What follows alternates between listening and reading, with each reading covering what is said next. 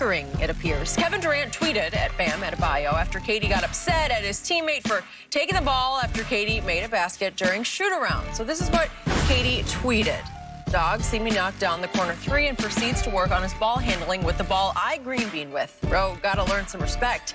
In less than 30 minutes, Bam responded, quote, "Stop lying, Katie. You saw Damian Lillard take your rock. You just tried to little bro me," followed by the middle finger emoji. Shannon, whoa. Is this a bad sign for Team USA on the verge of their first game? Should I be worried about this? Skip, I'm exactly where I am before. I expect them to win the gold medal, although I don't believe they should be overwhelming or prohibitive favorites. A lot of things can happen. The days of us just showing up like we did 90, 92, 96, 2000, and winning and just whitewashing everybody's script. I believe those days are over. The world is catching up. More players from overseas are playing, and they're not just being role players, the fifth, the sixth, seventh guy on the bench. They're being major contributors. Luka Doncic is a bona fide superstar. Jokic is a superstar. Now, Giannis is not playing, but Giannis is a superstar. And a lot of these teams have multiple guys that play, whereas before in 92, I think Tony Kukoc might have been the only guy, Skip, that was in the NBA at the time. Maybe Sabonis. So, but for me, Skip, look, it seemed like, I mean, maybe they were joking, but it seemed pretty petty and pretty senseless. Now, I don't know basketball protocol. I guess if you shoot it, you make it. They just give you the ball, they just keep feeding it to you until you miss it. But I don't really think it was that big about it. And what made it bigger is that once people started commenting, KD responded back, which is, again, I'm like, I don't know what to make of it, Skip, but to answer Jenny's question, I'm right where I was. I expect them to win the gold medal, but it's not like, hey, I'm plunking down 50 grand saying I know they're going to win. Nah, I'm not there, but it seems pretty petty to me that even if I'm joking, I'm going to joke about something like this. I'm going to say this again about Kevin Durant. He has become the most fascinating figure in all of sports to me, sometimes for the wrong reasons. LeBron, to me, is still the most interesting man in sports. But when I talk about edge, when I talk about fascination, edge of seat, highly debatable, what are you doing, Kevin? It's this man. I still say he's the best player on the planet, and he has become the most fascinating because this is some weird stuff going on. On the verge of your first big game, and it's against France, who's a viable competitor. You know, they pose some threat. They're, what are they, 17 to 1 to win it all. We're 1 to 5, so we are a prohibitive favorite. But France has got NBA players, Stifle Tower, Batum, you know the rest. Fournier. And yet, what is this?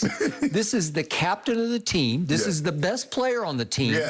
Picking a fight that did not need to be picked on the eve of, almost the eve of this game. It's going to be played very early Sunday morning, LA time. It's like at 5 o'clock in the morning on Sunday morning.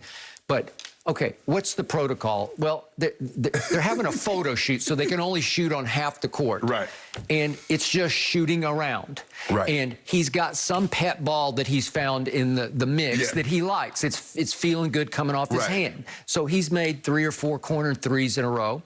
And you can't tell off the video exactly what happens because I'm not sure where the ball bounced to, but somebody else decided to take his pet ball and dribble it to the perimeter and shoot it himself. That was Bam. Okay, well, he's saying it was Dame, and you can't really tell where the ball goes because it cuts, the video cuts. So you can't be definitive about who got it.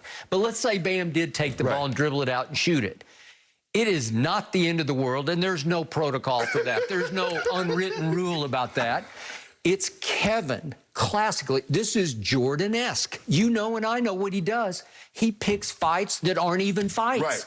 And all of a sudden, he decided to pick one with a younger teammate.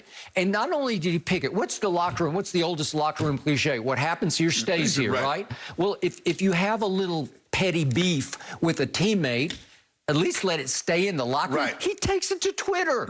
And just blasts. And to Bam's credit, he says, you're not going to little bro me. I'm coming right back at you hard. And I don't know if they're both chuckling to each other, you know, like they're not taking it that seriously. It might have been joking at the time. I mean, now. But here's the thing. Kevin Durant went up under that and he thought about it. Hold up. the shot. He's supposed to give me the ball. So he walks back to the court like, bruh. Because if it wasn't a big deal, Skip, if it wasn't a big deal, but here's the thing.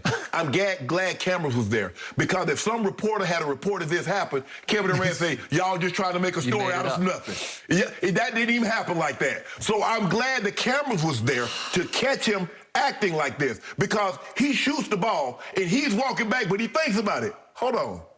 I made that. He's supposed to kick the ball back out to me. Okay. And he comes back out and he has the ball, Skip. He has the ball in his hands. He's about to shoot and he thinks about it. It's like, hey, I green bean that one. Hey, let me get that.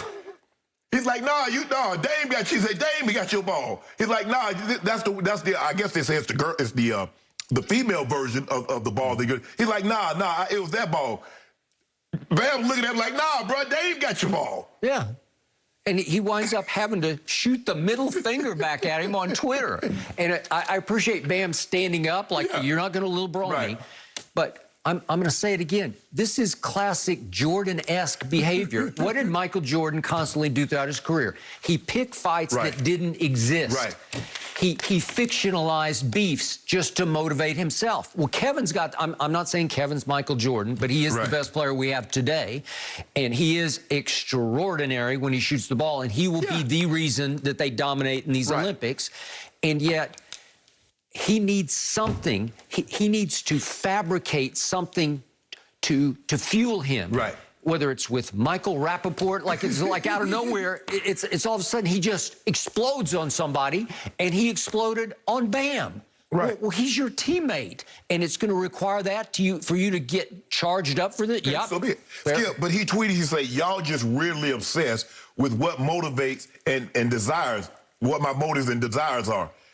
KD, you made the spectacle by taking to social media. Okay, but he loves this because now it's a war. But Skip, it's on. Skip, I don't know if anybody cares about what KD desires and what motivates him. I don't think. They think he's a phenomenal basketball player, and that's what they want.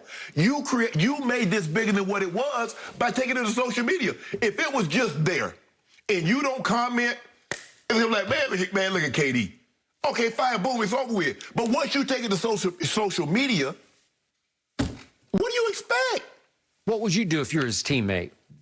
You wouldn't be happy about this. I'd just be like, man, I'm like, KD, bro, it ain't that serious. Well, it's not, but he made it.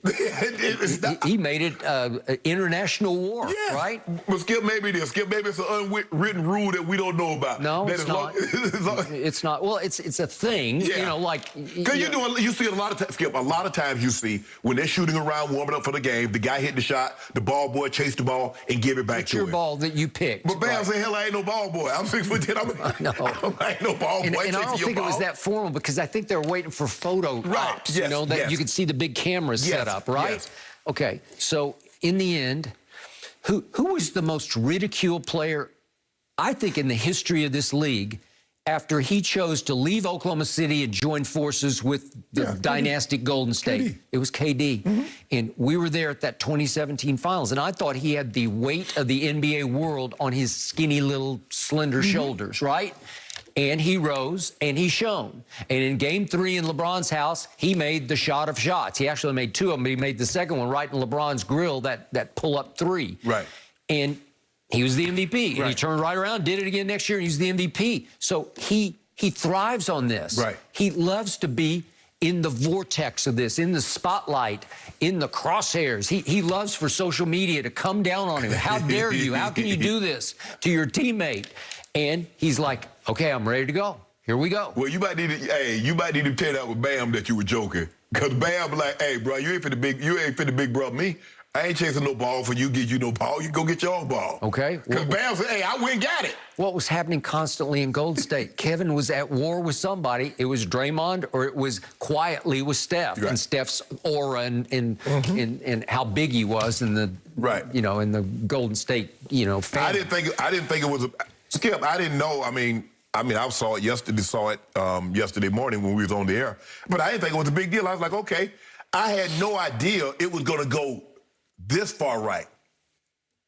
Kevin, hadn't he done this consistently? I was like, is it that big of a deal that you posted screenshots of a can't take a joke song? Yeah. What happened with our guy, Michael Rappaport? He's going back and forth, and it's good-natured banter, Right. he thought. Right. And all of a sudden, it went wrong, man.